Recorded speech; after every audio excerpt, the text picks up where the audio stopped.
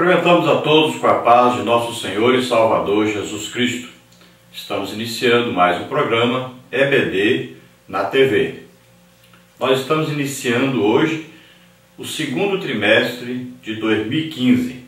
Nós estaremos estudando neste trimestre as revistas da CPAD com o tema Jesus, o Homem Perfeito, o Evangelho de Lucas, o Médico Amado. Nós temos como comentarista pastor José Gonçalves, que é professor de teologia, escritor e vice-presidente da Comissão de Apologética da CPAD. Neste trimestre, se Deus assim desejar, nós estaremos estudando as seguintes lições. Primeira lição, o Evangelho segundo Lucas. Lição 2, o nascimento de Jesus. Lição 3, a infância de Jesus. Lição 4, a tentação de Jesus. Lição 5, Jesus escolhe seus discípulos. Lição 6, mulheres que ajudaram Jesus. Lição 7, poder sobre as doenças e morte. Lição 8, o poder de Jesus sobre a natureza e os demônios. Lição 9, as limitações dos discípulos. Lição 10, Jesus e o dinheiro. Lição 11, a última ceia. Lição 12, a morte de Jesus. Lição 13, a ressurreição de Jesus. Hoje estaremos vendo então a lição número 1, o Evangelho segundo Lucas. O textual está no Evangelho de Lucas, capítulo 1, versículo 4, que diz: para que conheças a certeza das coisas de que já estás informado. Então aqui Lucas fala para o seu amigo Teófilo, para quem ele estava escrevendo.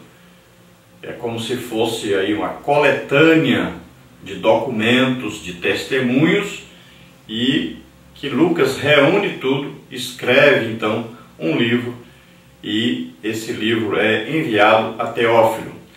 E ele diz que muitos já tinham feito esse tipo de trabalho, muitos estavam fazendo também esse tipo de trabalho, mas ele estava fazendo agora uma organização de tudo isso. Ele estava pegando informações de todos que já tinham informações e reunindo tudo, e isso ele estava organizando tudo para que Teófilo realmente entendesse, compreendesse mais claramente aquilo que estava acontecendo, que já tinha acontecido e que estava acontecendo ali na região de Israel.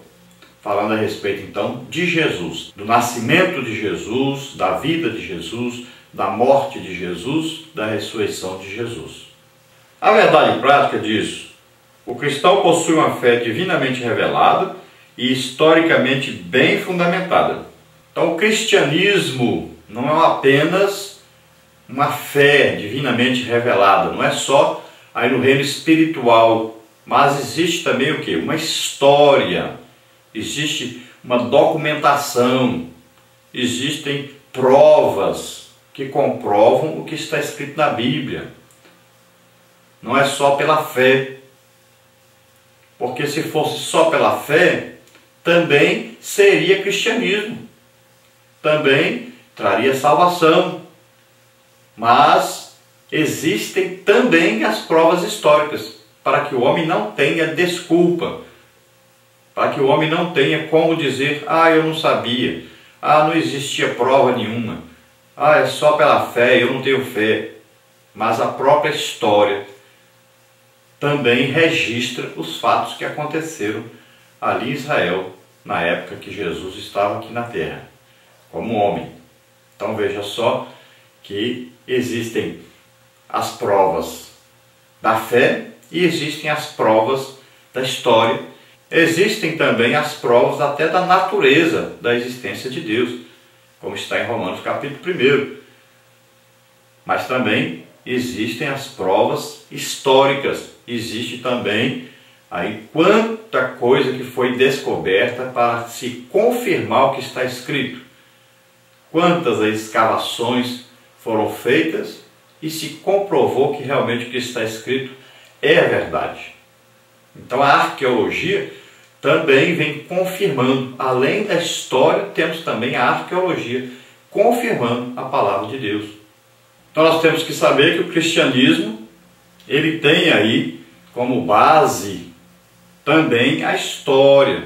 Existem ali os fatos comprovados, existem os locais onde tudo aconteceu, e tudo isso pode ser comprovado estudando-se a Bíblia e comprovando-se com as coisas que aconteceram, com as provas que existem, e confrontando isso tudo com a história também. Tudo isso reunido prova claramente que tudo que está escrito na Bíblia é a verdade, é a palavra de Deus, e realmente aconteceram esses fatos que estão registrados aí. Também nós vamos ver no livro de Lucas a divindade de Jesus, mas também vamos ver a humanidade de Jesus. Vamos ficar certos de que Jesus nasceu como homem, viveu como homem, morreu como homem. Tudo isso comprovado, explicado, tudo isso registrado por pessoas que acompanharam isso pessoalmente, testemunhas que viram tudo isso acontecer e estão registrados no livro de Lucas. Vamos ver a leitura bíblica em classe, que está registrada em Lucas, capítulo 1, do versículo 1 ao versículo 4, que diz assim: Tendo, pois, muitos empreendido pôr em ordem a narração dos fatos que entre nós se cumpriram, segundo nos transmitiram os mesmos que os presenciaram desde o princípio e foram ministros da palavra, pareceu-me também a mim conveniente descrevê-los a ti, ó excelentíssimo Teófilo, por sua ordem, havendo-me já informado minuciosamente de tudo desde o princípio, para que conheças a certeza das coisas de que já estás informado. Então veja que Lucas está citando que outros também estavam procurando colocar todos esses acontecimentos, todos esses fatos registrados, escritos, e muitos já tinham escrito alguma coisa. Agora ele estava reunindo tudo isso e organizando tudo isso, para que Teófilo, o seu amigo, que provavelmente é um grego, né? Não temos certeza, mas ele está escrevendo para o seu amigo Teófilo.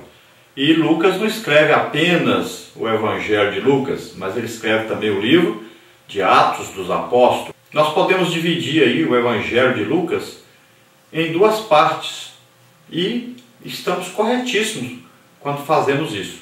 Podemos colocar aí Evangelho de Lucas segundo Jesus Cristo, acompanhando todo o nascimento até a morte e ressurreição de Jesus, e a segunda parte, Atos dos Apóstolos, que é o Evangelho de Lucas segundo o Espírito Santo. E aí esse Evangelho de Atos é exatamente o que? É o que Jesus continuou fazendo depois que ele morreu e ressuscitou, só que agora através do Espírito Santo, que estava onde? Que estava nos seus apóstolos, nos seus discípulos, que estava aqui na igreja, né? Então é aí a história do início da igreja. Então Lucas narra primeiro o que Jesus como homem fez, e depois continua narrando o que Jesus continuou fazendo. Então Jesus continuou salvando, curando, libertando, tudo isso através do Espírito Santo, tendo como instrumentos os discípulos, os apóstolos, todos aqueles seguidores de Jesus, que o aceitaram pela fé como único Senhor e Salvador. Então Lucas escreve para o seu amigo Teófilo, e nós entendemos claramente que ele não só estava escrevendo para Teófilo, mas ele estava escrevendo principalmente para os gentios. Assim como Marcos escreveu mais especificamente para os romanos, Mateus mais especificamente para os judeus, Lucas está escrevendo mais especificamente para os gentios. E nós sabemos que existe aí uma ordem nessa documentação. Cremos que o primeiro evangelho foi o de Marcos, E Marcos foi influenciado muito por Pedro. Sabemos também que o segundo evangelho a ser escrito é o de Mateus, que foi já influenciado pelos escritos de Marcos. E agora estamos estudando o livro aqui, o Evangelho de Lucas, que foi influenciado muito pelo que Mateus escreveu, pelo que Marcos escreveu, mas também e principalmente pelo que Paulo escreveu. Então, Lucas fez uma coletânea dos fatos, procurou pessoas que tinham presenciado aquelas coisas, que tinham vivido todas aquelas coisas, mas também Lucas se aproveitou de material de Marcos primeiro, de Mateus e também de Paulo. Tudo isso ele juntou, organizou, por isso que o seu evangelho é considerado aí uma obra-prima. Todos elogiam, né? Porque Lucas era um médico e sabia escrever muito bem. Então, Lucas desenvolveu não só uma história, mas também desenvolveu aí uma teologia dentro do evangelho, dentro de tudo aquilo que ele não só ouviu, mas também ele presenciou muitas coisas quando esteve viajando com Paulo por toda parte. Ele tinha um livre acesso às pessoas. O médico geralmente ele conhece mais a fundo as pessoas, mais o que as pessoas realmente são.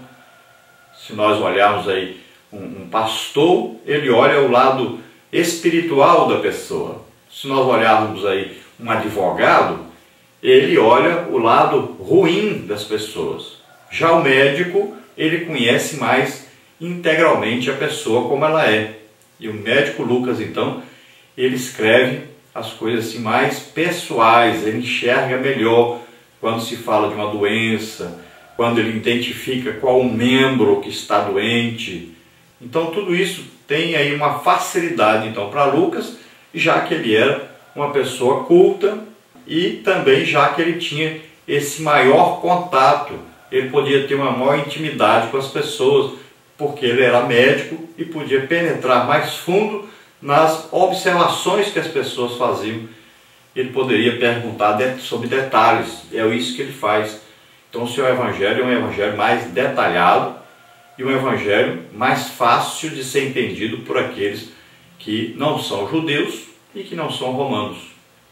Então na lição de hoje nós teremos aí as seguintes partes. A primeira parte, o terceiro evangelho. Tópico 1, autoria e data. Tópico 2, a obra. Tópico 3, os destinatários originais. Na parte 2, nós temos aí os fundamentos e historicidade da fé cristã. Tópico 1, o cristianismo no seu contexto histórico. Tópico 2, discipulado através dos fatos. Na parte 3, nós temos a universalidade da salvação. Tópico 1, a história da salvação. Tópico 2, a salvação em seu aspecto universal. Na parte 4, nós temos aí a identidade de Jesus, o Messias esperado. Tópico 1, Jesus, o homem perfeito. Tópico 2, o Messias e o Espírito Santo. Vamos então à introdução que diz: o Evangelho de Lucas é um dos livros mais belos e fascinantes do mundo. De fato, o terceiro Evangelho se distingue pelo seu estilo literário, pelo seu vocabulário e o uso que faz do grego, considerado pelos eruditos como o mais refinado do Novo Testamento. Mas a sua maior beleza está em narrar a história da salvação. Lucas 19:10. O autor procura mostrar sempre de forma bem documentada que o plano de Deus em salvar a humanidade, revelado através da história, cumpriu-se cabalmente em Cristo, quando ele se deu como sacrifício expiador pelos pecadores, como está em João 10:11. Deus continua sendo Senhor da história e o advento do Messias para estabelecer o seu reino é a prova disso. Lucas mostra que é através do Espírito Santo, primeiramente operando no ministério de Jesus e posteriormente na igreja, que esse propósito se efetiva.